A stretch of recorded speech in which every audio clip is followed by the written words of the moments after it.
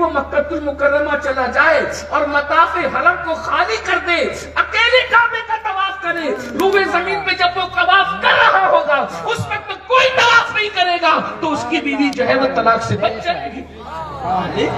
یہ علم کا فیضان ہے۔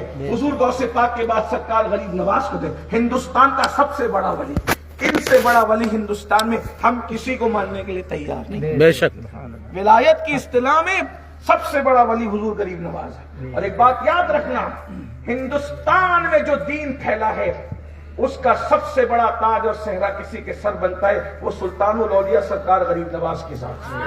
بے شک یہاں غریب نواز کے برابر کوئی ولی نہیں ہے، سب ان کے زیر پا ہیں، اس لیے کہ غوث پاک نے ولایت ہندوستان جس کو عطا کی ہے اسے سلطان الہند سرکار غریب نواز کہا جاتا ہے۔ بے شک بے شک۔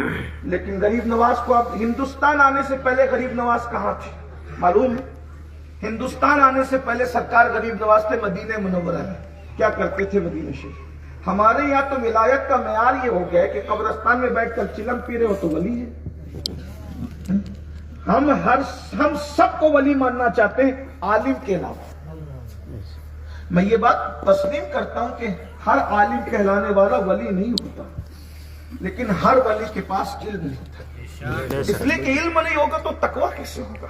بے شک۔ اس لیے علم کی بڑی اہمیت ہے کائنات ولایت کے اندر۔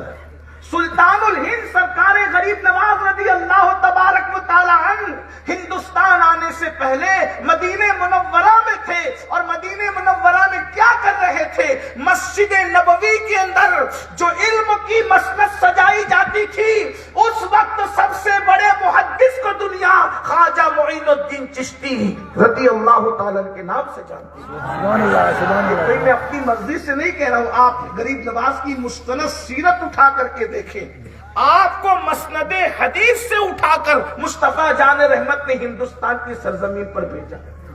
تو ولیوں کے پاس